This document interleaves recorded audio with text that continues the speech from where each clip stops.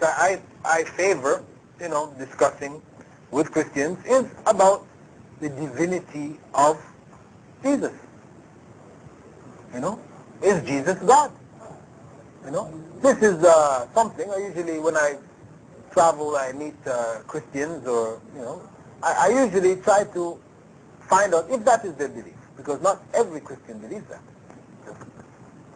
But for the majority who believes Jesus is God, I find that it is effective for me to discuss with them, what does this mean? What does this mean? When you say that Jesus is God, is this something which actually makes sense? Because God must mean something. When we use the term God, this term must mean something. We use it to describe a particular being. One of the attributes of that being is that he has no beginning. Another attribute is he has no end. This is what makes him the creator. Everything else outside of him has a beginning and has an end. This is the creation. So now, is it possible for the ever-living to die? No. Once you say ever-living, it means cannot die. So it is illogical. Because when you start to discuss with the Christians about why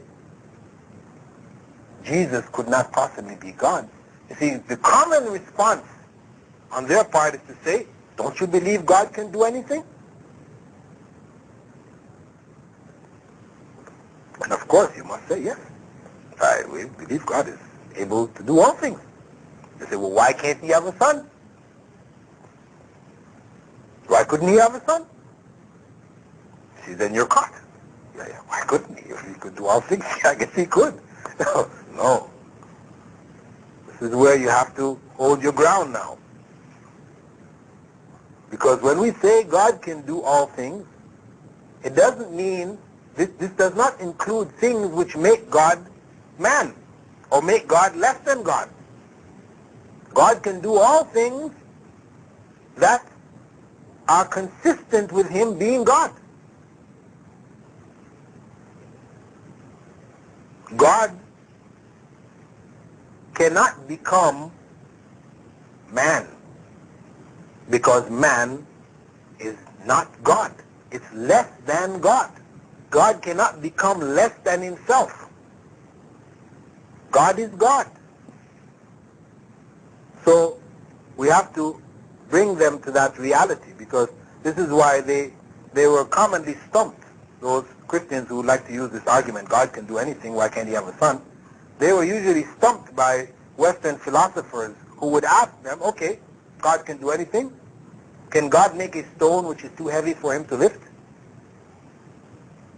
Christians said, can God make a stone which is too heavy for him to lift? Well, he has to say yes, because he said God can do anything, right? But then his mind tells him it can't be, because if God made a stone which was too heavy for him to lift, means the stone is greater than God. So he's caught. You see, he doesn't know what to do with that. He's in a paradox. But for Muslims, no problem. No. To even ask, can God make a stone which is too heavy for him to lift, is ridiculous. Because it's asking God to be less than God. So with those kind of questions, you don't ask concerning God. Any question which means or will make God less than he is, make something greater than him, cannot be asked, because we say Allahu Akbar. Allah is the greatest, greater than all things.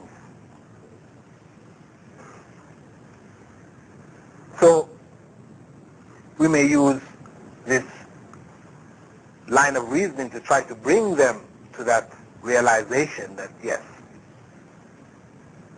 Jesus could not have been God. He was born, he had needs, he grew up, he drank milk from the breast of his mother, he defecated on himself, his mother had to clean him up, change his diapers. Is this God? No. So, okay, no, he's not God, he's the Son of God.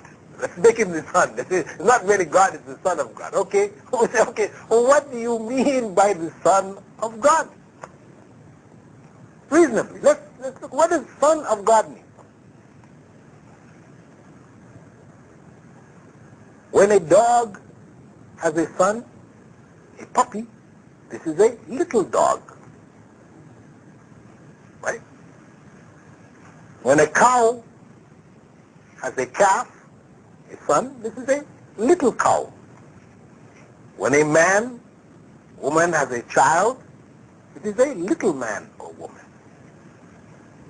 When God has a son, what do we have here? A little God. So we now have two gods. We've got a big God and a little God. It's nonsense now.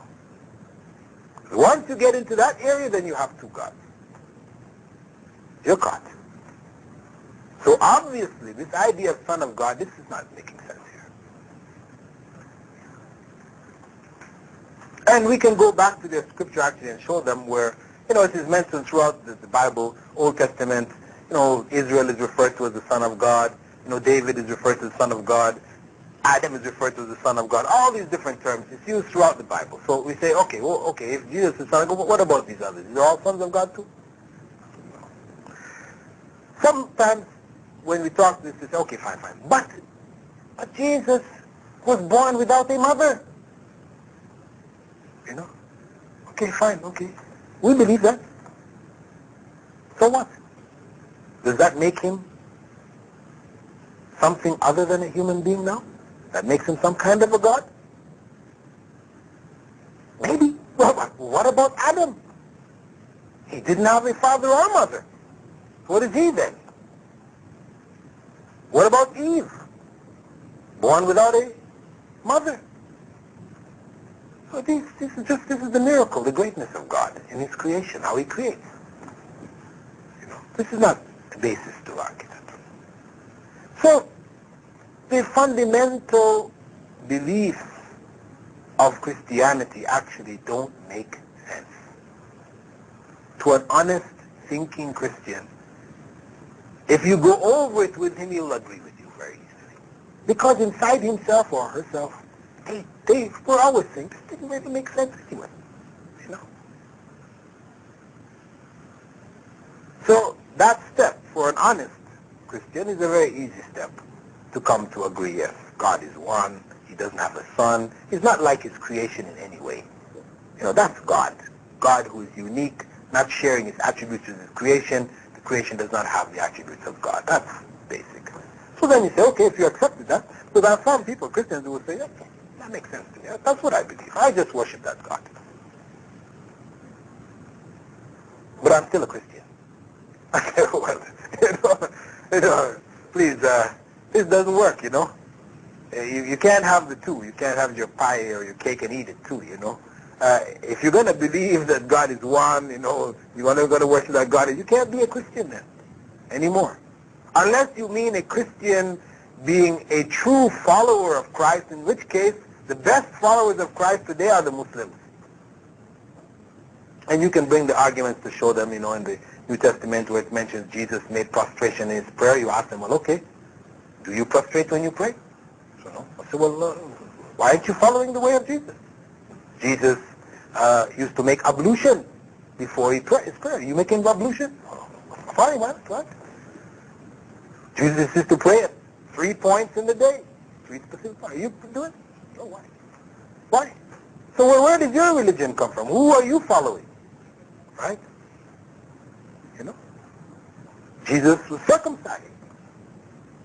Why not? The women around Jesus, they all wore veils, covering themselves up. When you paint the picture of Mary, they call her the Mother of God. That's their title. Hail Mary, Mother of God. Say, look at this Mother of God. She's wearing, hijab. Yes. Who are you following then? So, we can try to show them through this way that really, if Christianity means for you following Jesus and worshiping God, then in Islam you find the best followers.